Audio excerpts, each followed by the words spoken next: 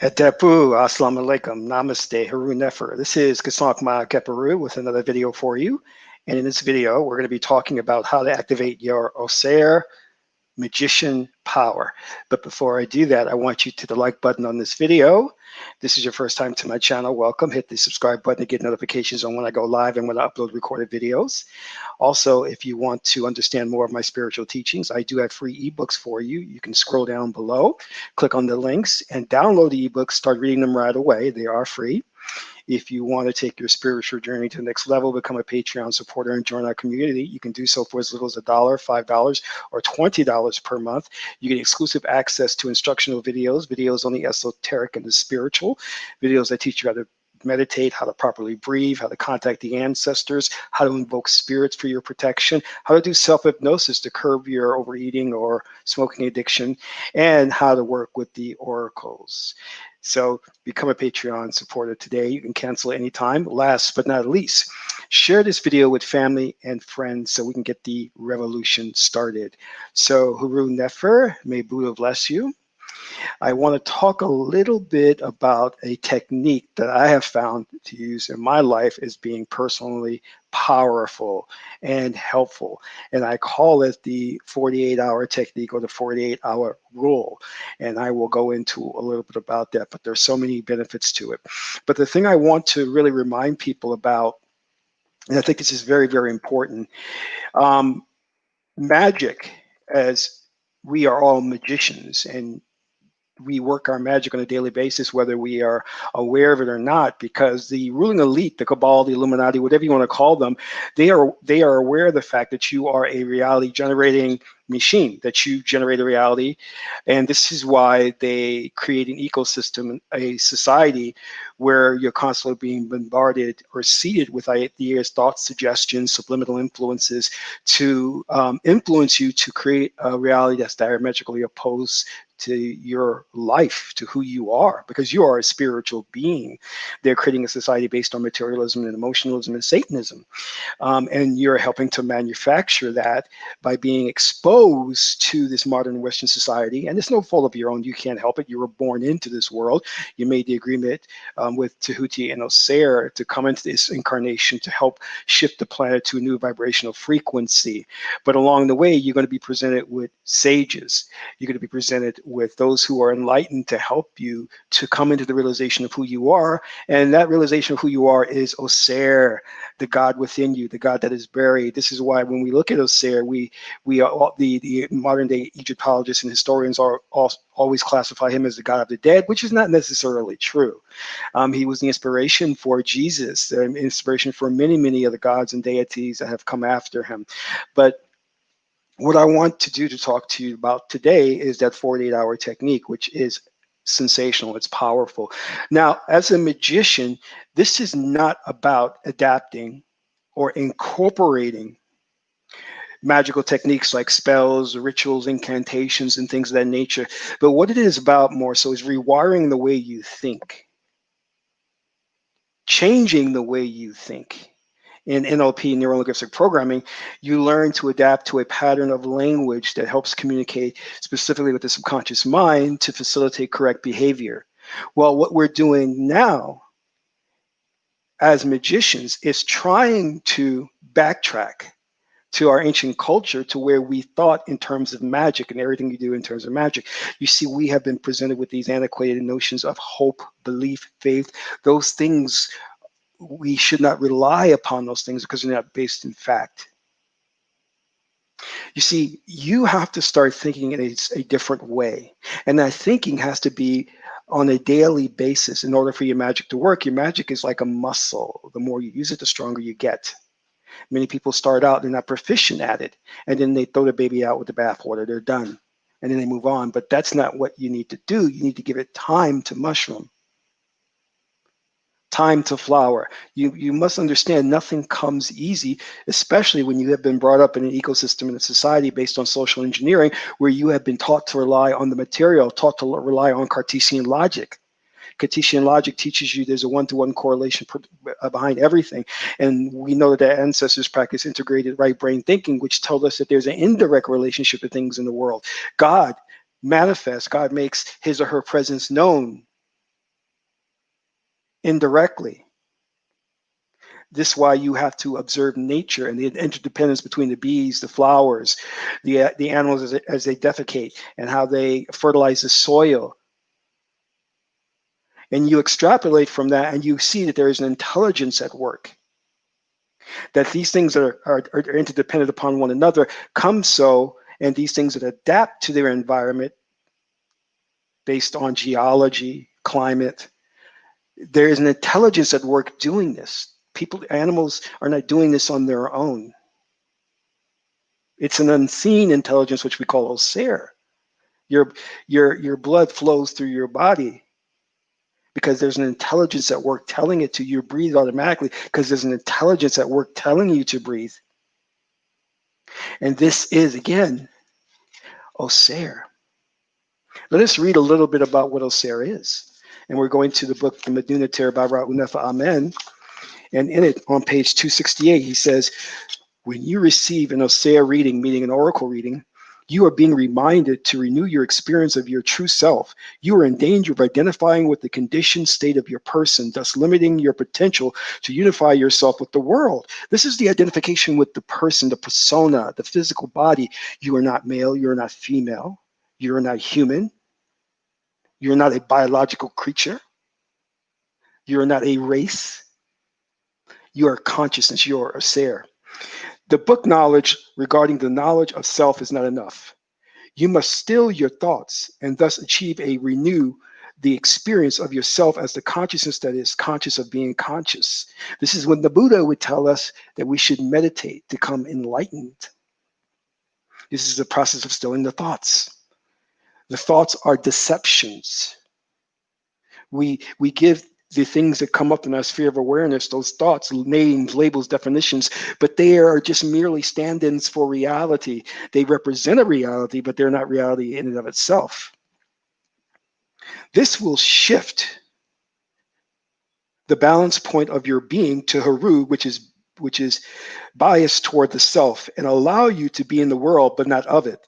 This equilibrium is a major prerequisite for the manifestation of wise intuition and spiritual power. You are also reminded that social unity is the source of the greatest power and good in mankind. This unity does not come about through the coming together of people. It results from the resolution of their differences and complementary and supplementary relationships. Underlying principle, perseverance in the identification with the indwelling intelligence in thought, speech, and action is the substance of self-knowledge, which is essential for the individual's achievement of unity in his personal and social life. Health and prosperity are achieved thereby. You see, Ausar is 5D, fifth density, the fifth dimension, where all things are one. You see, this is the ruling elite's greatest power. Their ability to create separateness, factions, pitting one group against the other, giving the illusion of individuality, and it is an illusion, it is Maya. We are all connected, we are all one. And Ausar is a testament to that. Ausar is the great unifier. He unified Upper and Lower Egypt, or Kemet. And this is analogous to uniting the left and right hemisphere of the brain. And he is buried deep within you, and the goal is the resurrection of Ausar within you. Because by living truth at the crossroads, we awaken the God within you. But the Christians misinterpreted the ancient papyrus scrolls to make you think that the resurrection is an actual physical resurrection of a being called Jesus Christ. It's not. It is an internal resurrection of the being that is buried deep within you to rise. It is also analogous to the brain, where you're rising from the mammalian and reptilian brain to the neocortex. Neo, the one. And Ausar is similar to the great tarot, the great oracle, the tarot, which is, here we see the magician. And let's read about who the magician is, because the magician is mastery of the four elements. You are able to master new situations, take positive action, and focus your attention to realize your potential. You're able to promote and market yourself to those who are interested in making use of your special skills and knowledge. Creative visualization would be beneficial at this time, as well as advanced training or education. Your skills at organization come in handy. Now, the magician is someone who has not only mastered himself, but mastered magic, mastered the alchemical formula for bringing about a new reality.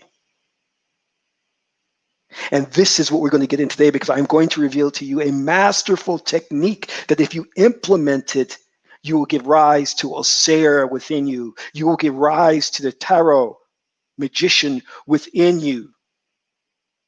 But there is one prerequisite, which is Amen. And this means you must be at peace.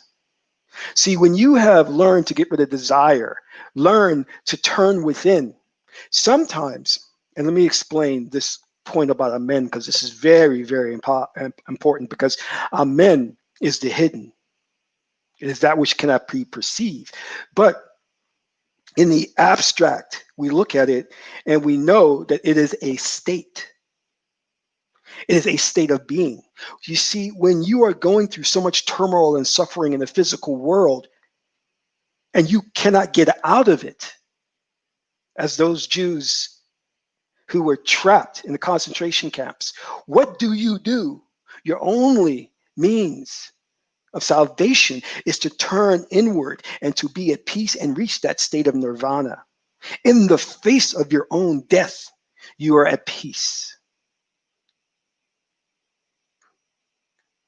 And it's especially important on the verge of your death that you are at hetep, peace. Now, let's get into this technique. Let's reveal what this is all about and how it can change your life. We're all faced by challenges.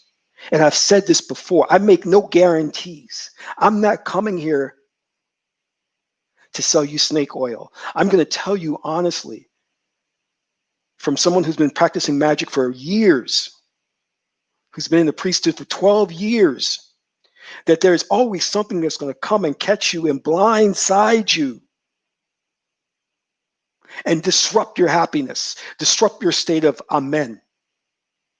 And there's nothing you can do about it. I call it the X factor. Though we meditate many hours and many days on creating our world to organize the subatomic particles into a parallel reality, one that's conducive to our liking, there is still no guarantee that something's not going to come up there and kick your butt. But the question is, how will you respond to it? Will you respond to it as a human, an animal, sahu, or as a god? That is the difference. And that's what I was alluding to when I talked about training your brain to think a certain way. I can give you an example of a cashier I was talking to who was having a bad day, and they were focusing on that on the people who were coming to purchase the groceries. Well, when I was next in line, I knew that I had to take a step back and pause and visualize the outcome I wanted, the interaction that I wanted. And then things went smoothly. That's an example of training your brain to operate a certain way and to use your magic. You see, you've been brought up in society which doesn't teach you how to use your power. You just throw it up there and you hope things fall down in the right place. You hope things come into order. That's like throwing a bunch of stuff at the wall and hoping something stick. No, you are meant to rely upon your power. You are meant to control the very physical forces that you interact with. You do not leave things to happenstance. That is not who you are. You are a God. Do you not understand that? And I'll tell you how a God operates.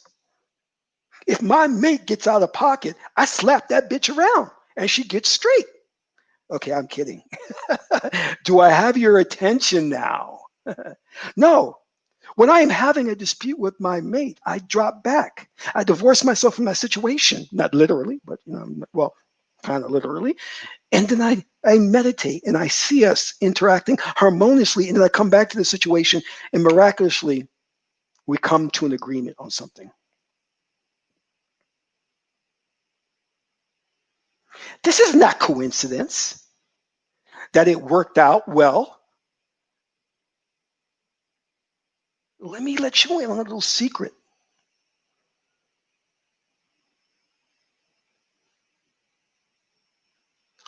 Clifton, what kind of employment does a God have? What a ridiculous question. Actually, I'm kidding. I'm in a kidding mood today. It's actually a very, very good question. What kind of employment does a God have? Excellent question. Manifestation, manifesting reality, manifesting. I don't want to use the word creating, but I can just to facilitate this conversation. A God creates. This is what we have forgotten. Thank you for bringing that question up. Thank you, Dwa. Because this is what you should be doing, but you don't do it because you have been trained. Your brain is dead.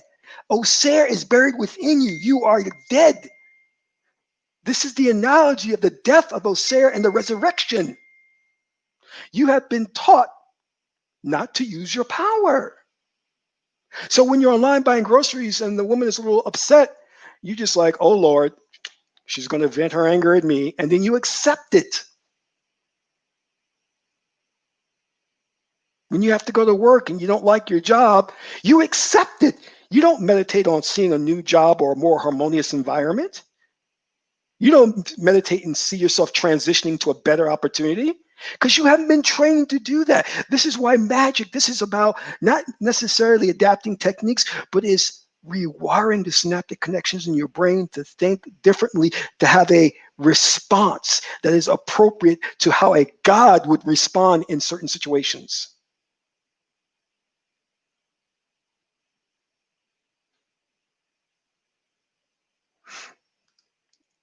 Your signs that you would see that your magic is working is synchronicities. And I'm glad you asked that question. Very good question, because this brings me to my next thing. You see, the ruling elite, and I'm not going to use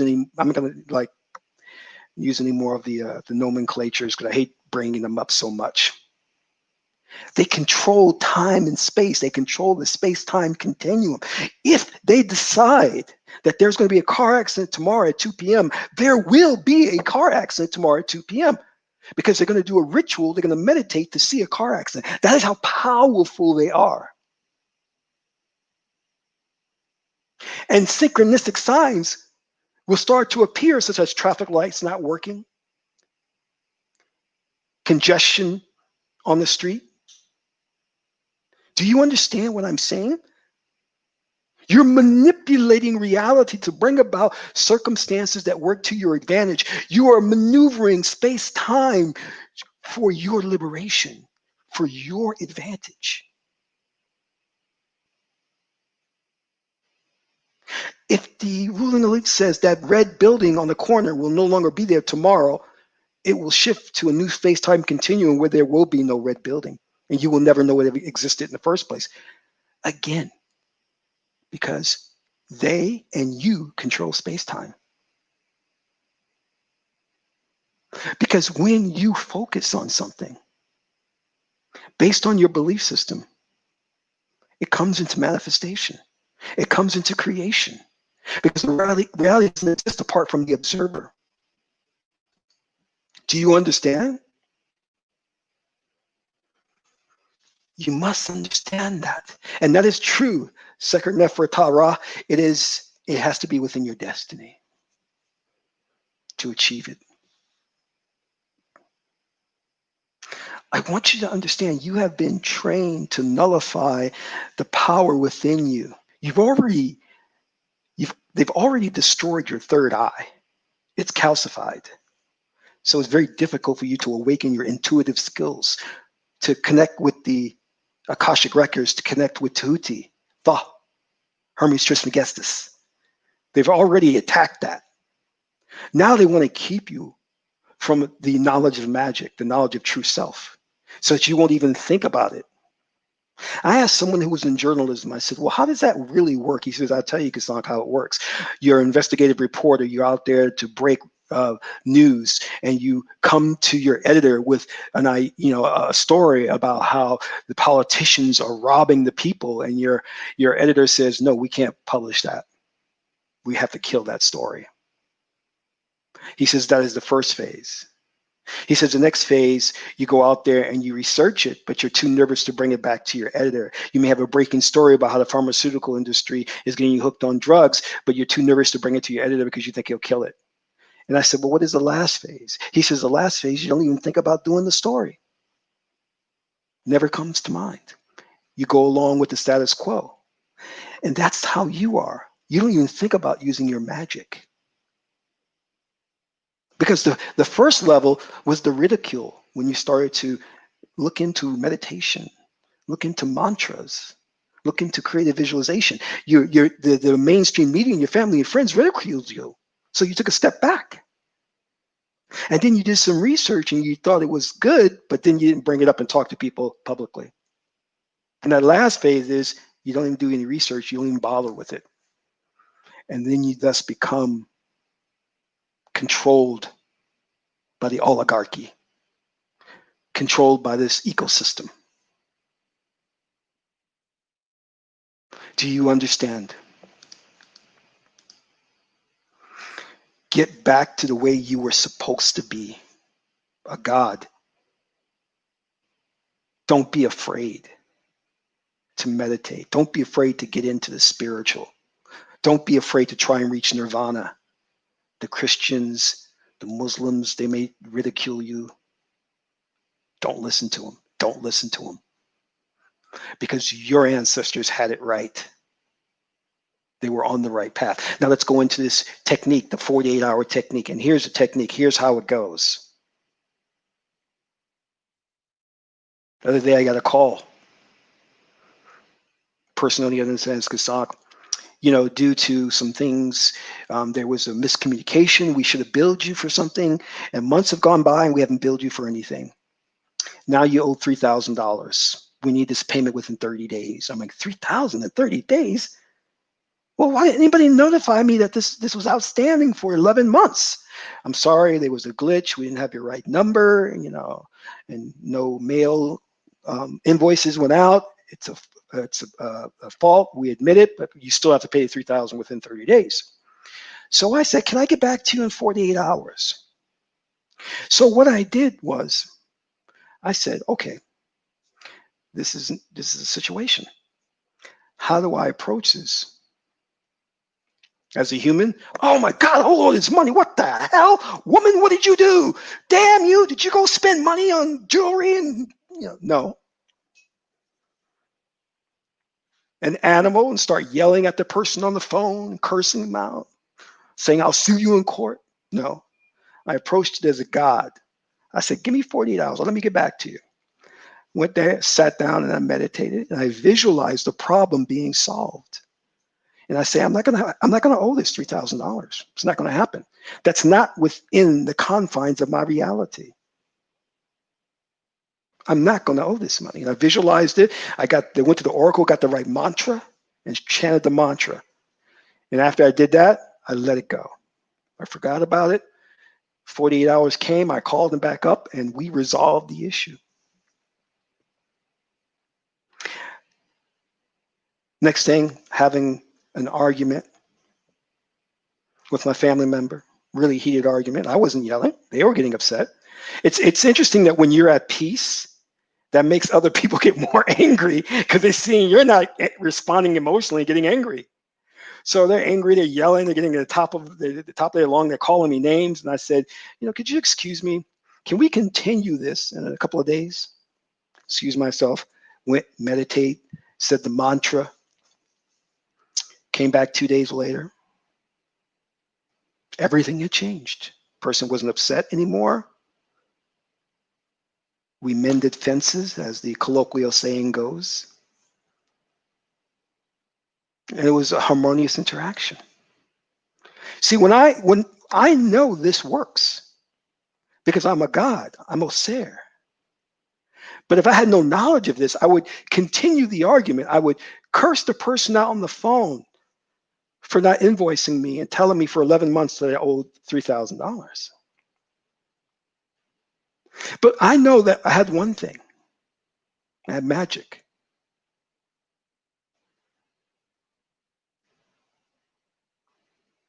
And that makes all the difference. That makes all, because you cannot rely on some things. There are situations you're going to get into that you just can't get your way out. But always know you have two things in your life. You have two things in, well, actually three things. Let me break it down for you. When you find yourself in those difficult situations, you got three things that backing you up. Number one, ancestors. You ask them, they hear the call, they come to your aid. Number two, your magic. Well, actually, first you should think about your magic, then the ancestors. And number three, when all else fails, bring in the big guns. Bring in God. Goneta. Didn't want to have to come to you, but I need your help right now. You got those three things backing you up. You think God is going to place you here in all this turmoil and not have your back? You think God is going to let these people run the government, storm the government, do all kinds of crazy things and not have your back? Now, some people may say, well, Qesankh, there was slavery and, there was a Holocaust and people died and people were murdered. Where did God have our back? Can anyone answer that question for me? Can anyone in the chat room answer that question for me? Let me explain something to you. God gave you a power that nothing can disturb. God gave you, amen, the ability to turn within and be at peace. And God gave you another thing. You are an indestructible being. You will have many lives.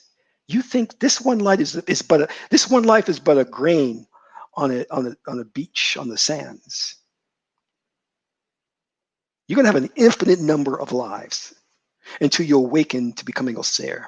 And then when you awaken to becoming Ausar, you're going to be powerful. And then Tahuti's going to look at you, Tahuti, describe and say, Anetarak, Ausar, would you like to reincarnate to earth and guide souls guide individuals as a sage? Or would you like to stay in the inner planes and traverse the universe and help the planets orbit the suns and things? What would you like?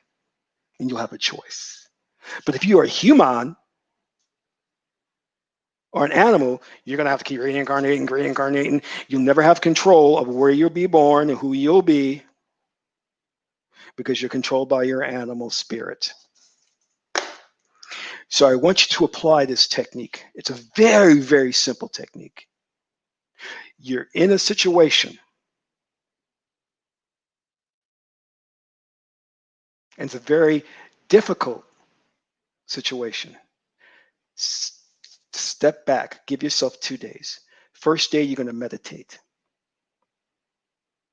Meditate on seeing the situation resolved to your favor. The next day, be at peace. Be amen. Don't get worried. Don't get upset. If you get worried, upset, and stressed, you will sabotage it. You must have faith in the fact that you're God and your magic works. Now, I'm going to explain something to you. There are 3 things that will happen. 3 things. Because people are always thinking magic is like in the movies where you're moving the hands and seeing light shows and technical special effects. It's not like that, but it's just as powerful. There are 3 things one of 3 things that may happen. Number 1, you will receive insight on how to solve the situation. You will get that eureka, or that light bulb will go off and you'll have a solution because you have contacted source. You have contacted the Akashic Records. Tahuti himself has spoken to you and given you the resolution. If that doesn't happen, then the very physical circumstances will change to your favor. You will have manipulated reality and constructed a new paradigm that is one in alignment with your wishes. Could be a multitude of things. They could be they've lost all the invoices and they don't remember how much I owe, so I owe nothing. Or that person you were arguing with is now calm. Or sometimes if they're a bully or somebody that's causing problems in your life, they suddenly disappear. That happens. They transition to a new reality. You've pushed them out of your reality. The last thing that will happen is you will, if all else fails, you're going to be at peace and gain a new perspective on the situation when you come back to it 48 hours later. Do you understand? You're going to gain a new perspective just from being centered, being at peace. You're going to come back to it with a whole new outlook on the situation. You go, hey, you know, it wasn't really that bad. You know, I was making a mountain out of a molehill. This is what peace can do to you.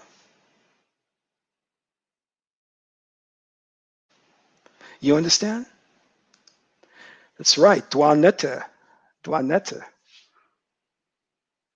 So those are the three things that can happen.